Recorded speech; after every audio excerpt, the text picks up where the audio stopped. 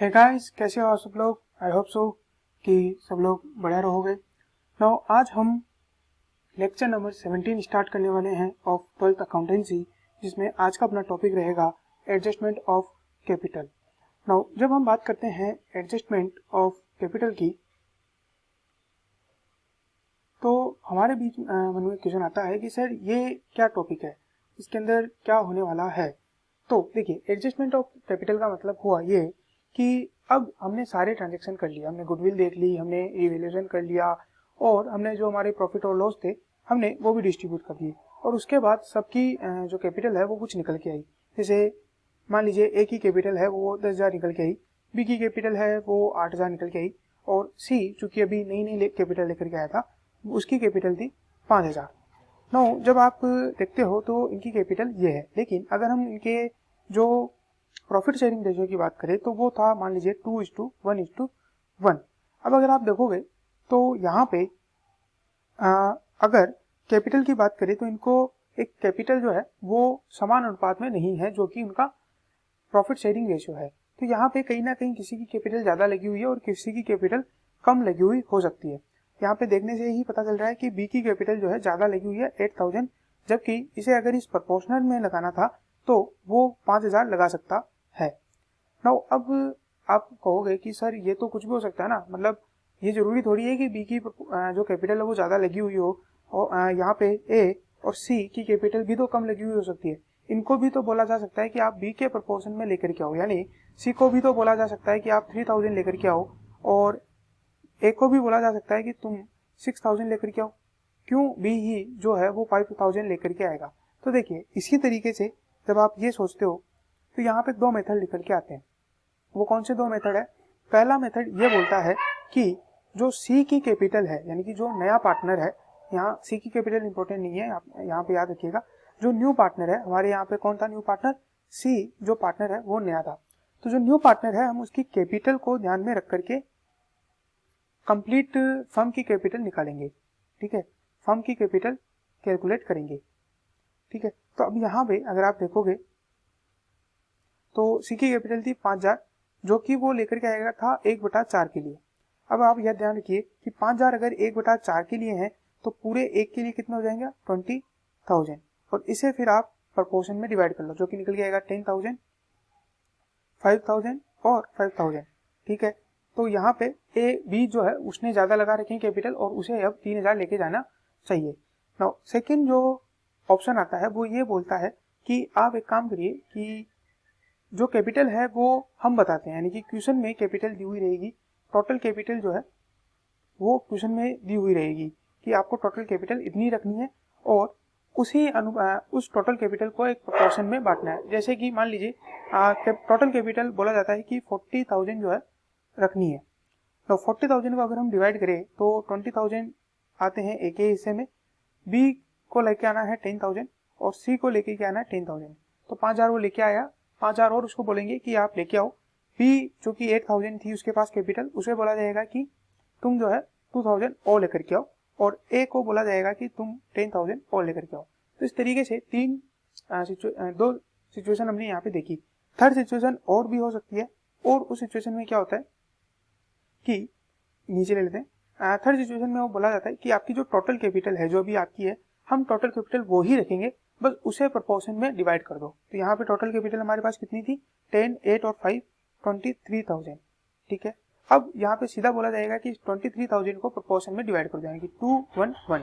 तो यहाँ पे आप डिवाइड करके देखिएगा कि ये क्या आ सकती है। तो इस तरीके से हमारे पास तीन सिचुएशन हो सकती है जहाँ पे हमें कैलकुलेट करना होगा।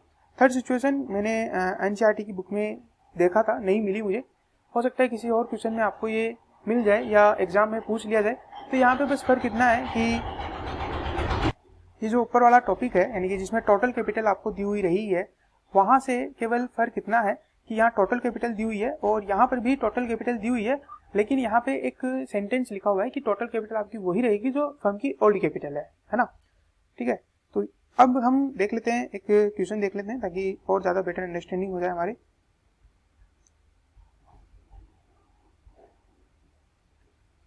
ये हमारा क्वेश्चन है, तो पढ़ते हैं चलिए। A and B are partners sharing profit in the ratio 2:1.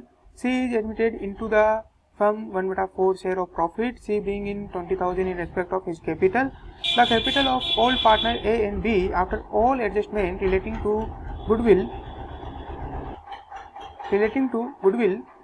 revaluation of asset and liabilities etc. are rupees 45,000 and rupees 15,000 respectively. It is agreed that partners capital should be according to new profit sharing ratio. तो यहाँ पे ये बोल दिया गया कि जो partner की कैपिटल है वो न्यू प्रॉफिट शेयरिंग रेशियो के अनुपात में रहेगी। लेकिन यहाँ आगे की लाइन पढ़ते हैं, determine the new capital of A and B and record the necessary journal entries assuming that the partner whose capital fall short bring the amount of deficiency and the partner who has excess withdraw the excess amount. तो यहाँ पे केवल इतना बोला है कि आप जो नया जिसकी कैपिटल शॉर्ट होती है वो जो है लेकर रहेगा पैसा, और जिसकी कैपिटल एक्सेस होती है वो पैसा लेकर के चला जाएगा। नाउ क्वेश्चन में सिंपल है, क्वेश्चन में आपको ज़्यादा नहीं करना है कुछ भी। अगर ऐसा कुछ क्वेश्चन आता है तो मान के चलिए कि यहाँ पे केवल प्रॉफिट शेयरिंग रेशियो कैलकुलेशन जो है वो ज़्यादा इंपॉर्टेंट है बजाय कि ये जनरल एंट्रीज और कैलकुलेशन के। नाउ 2:1 था प्रॉफिट शेयरिंग रेशियो और 1/4 के लिए आया, बाकी इनमें कोई इन्फॉर्मेशन नहीं दी है। तो कैलकुलेशन आप दो तरीके से कर सकते हो। मैं एक तरीका बता देता हूँ कि टोटल प्रॉफिट होता है 1 और उसमें से 1/4 के लिए हमने सी को ले लिया, तो हमारे पास प्रॉफिट बचा 3/4। इसको ऑल रेशियो में ही डिवाइड कर देंगे ए और बी में, तो ए का जो न्यू रेशियो है वो निकल के आ जाएगा 3/4 मल्टीप्लाई बाई, यानी कि जो ये प्रॉफिट था मल्टीप्लाई बाई 2/3, तो निकल के आ जाएगा 12 एंड बी का जो प्रॉफिट है वो निकल के आ जाएगा 3/4 मल्टीप्लाई बाई 1/3, तो 3/12, और इसीलिए 1/4 को अगर हम कैलकुलेट करेंगे तो निकल के जाएगा कितना 3/12। तो यहाँ पे जो रेशियो है वो आ जाएगा 6:3:3 और हम कहें 2:1:1, तो ये रेशियो हमारा हो जाएगा। नाउ जब हम इस रेशियो के अंदर देखें तो यहाँ पे लिखा हुआ है कि according to the new profit sharing ratio हमें रखना है, और ये जो न्यू प्रॉफिट शेयरिंग रेशियो है वो उसके रेशियो में जो रखना है वो सी के अनुपात में रखना है, कि सी के जो कैपिटल है वो 20,000 लेकर के आया है उसके अनुपात में रखना है। ठीक है, तो यहाँ पे अगर हम देखें तो सी के जो है 20,000 लेकर के आया था और वो कितने के लिए लेकर के आया था 1/4 के लिए, तो ऐसे में टोटल कैपिटल होनी चाहिए इस अनुपात के हिसाब से 80,000। ठीक है, नाउ 80,000 जब हमने देखा कि टोटल कैपिटल होना चाहिए तो इसमें ए की कैपिटल होनी चाहिए 2/4, तो वो हो जाती है कितनी 40,000, और बी की जो कैपिटल है वो होनी चाहिए 1/4 जो कि निकल के आती है 20,000। तो यहाँ पे अगर आप देखोगे तो ए की कैपिटल 45,000 है और बी की कैपिटल 15,000 है। ठीक है, यहाँ पे अगर आप देखो 45,000 और 15,000, तो यानी कि ए को जो है 5,000 ले जा सकता है और बी को 5,000 लेकर के आने हैं फर्म के अंदर।